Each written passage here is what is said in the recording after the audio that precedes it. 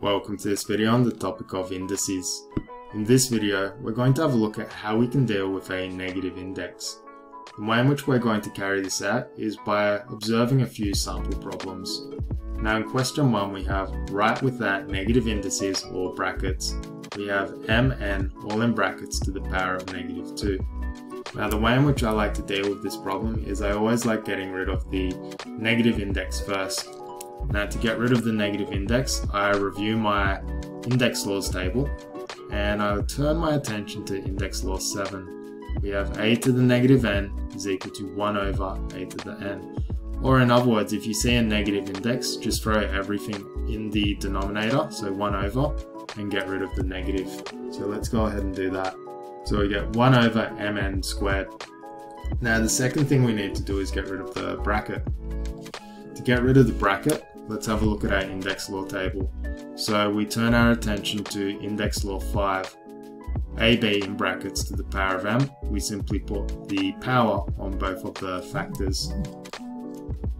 As a result, we're going to get 1 over m squared and squared. Too easy. So this was done using index law 5.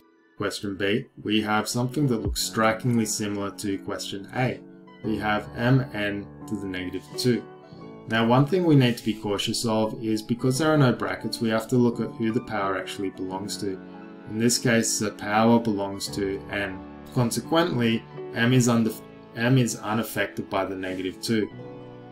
Now to be able to rewrite this expression in such a way that does not use negative powers, I'm going to employ the use of index law 7. So I'll do a little bit of reworking first. So we'll go m times n to the -2. And then we're going to deal with that negative there. So we're going to go m times, using index law 7, it becomes 1 over n squared. Bringing it all back together, it's m over n squared. So it's effectively a 1 over m here. Question B. Question C. We have something that looks a little bit more complicated. We have negative indices, we have brackets, and we have a quotient. Now the way in which we're going to enter this problem here is I'm going to do something a little bit odd. What I'm going to do is I'm going to bring the negative power inside the bracket first. So I'm going to use index law 6. Next one along, we need to simplify this a bit. So I'm going to go x to the -3, 5 to the -3, and y to the -6. Alright, now we've got all of these negatives everywhere. Next thing I'm going to do is I'm going to set it up for we've been using this index law 7 here. We're going to use the alternate form as seen over here. So 1 over a to the -n is the same as writing a to the n. So if there's a negative in the denominator here, it goes upstairs. So to set up this form, I'm going to write x to the -3 multiplied by 5 to the -3 multiplied, oops, that should be downstairs still, y to the -6. Alright, now using form 7, the first situation is that we have x to the -3, so it takes on this form over here. So we look at this and we substitute.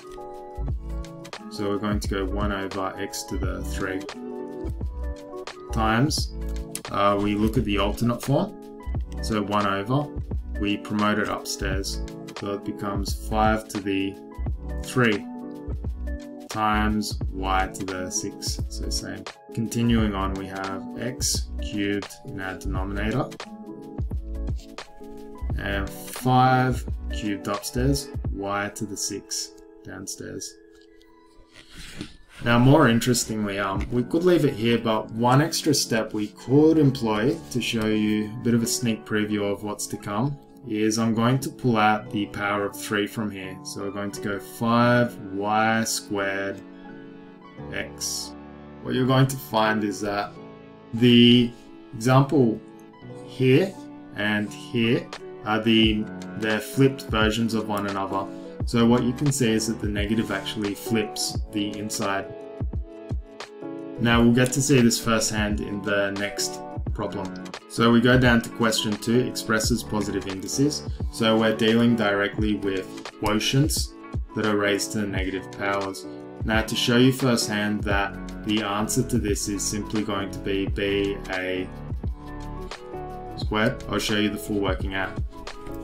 Now, to do this, what I'm going to do is, first thing is I'm going to break up this -2 and 1. Or I'm going to pull the factors of -2 out.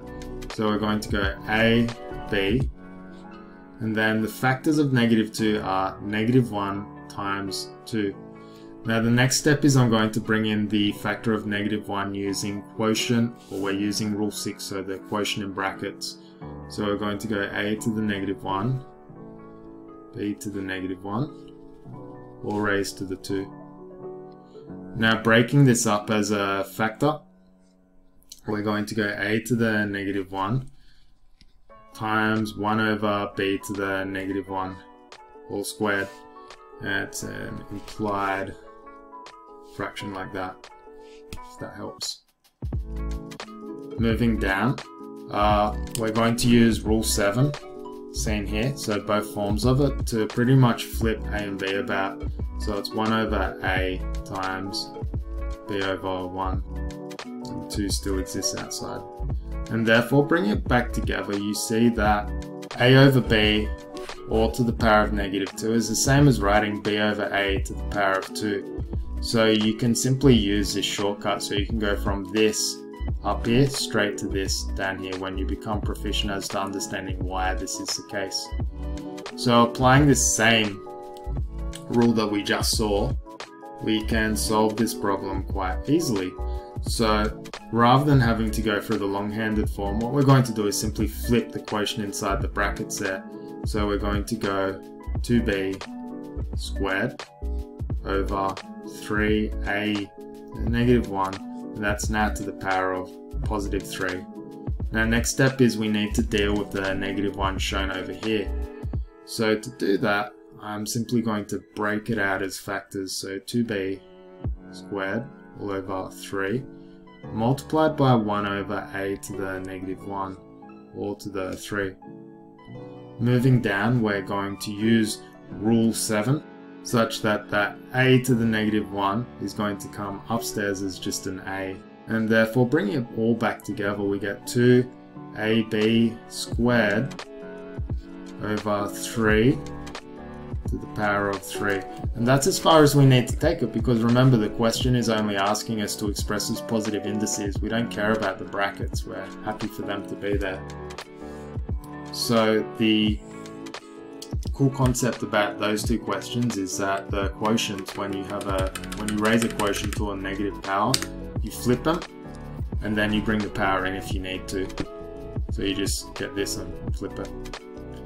Going down, question 3, express with positive indices. So we have x to the -3.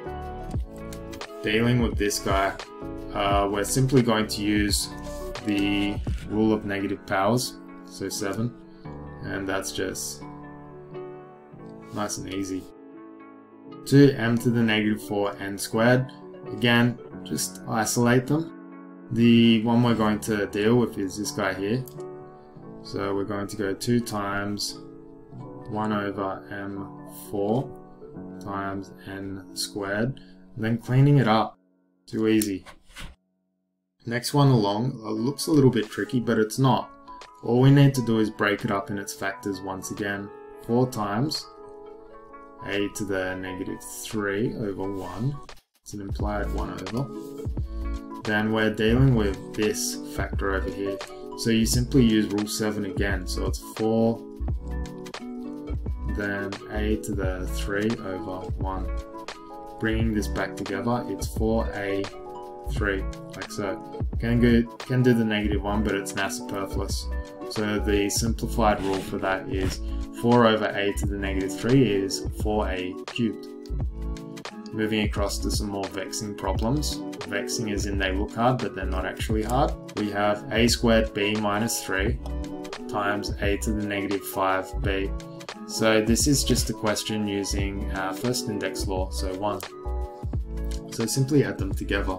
So a, we have 2 plus minus 5, b minus 3 plus 1.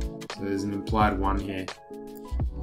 Simplifying this out, we have a to the minus 3, b to the minus 2.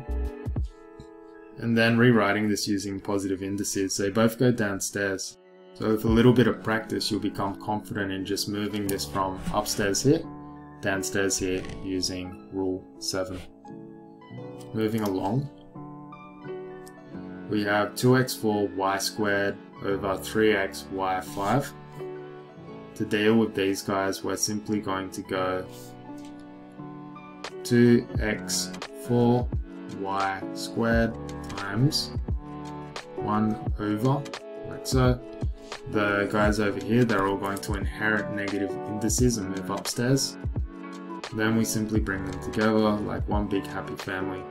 So we can go 2 times 3 to the negative 1 times, and we're going to go x plus 4 plus negative 1, y 2 plus minus 5, then it's 2, throw the negative 1 in like that, just so it's a little bit cleaner. Then we're going to go x, that's 3, y minus 3. So nice and simple. If you wanted to, you can have the 3 downstairs, which is probably the sensible thing to do in this case. So we'll go one further and go 2x, 3y negative 3, all over 3. And the y should probably go downstairs as well. So that's going to be 2x, 3, all over 3y to the positive 3 now. Yeah. Alright, moving down to f, we have the final one. We're going to deal with this negative index at the back by simply flipping what's inside with our quotient. So we're going to get n to the minus 2 and 2n, 3, now it's positive 2. Then inside we're going to deal with that negative 2 on the n. So that's going to simply get thrown downstairs. M cubed n squared, all squared. And that does it. So basically this is as hard as it's going to get with these indices. Simply apply the laws, make sure you memorize them, and that way you'll never get stuck on these sort of problems shown over here.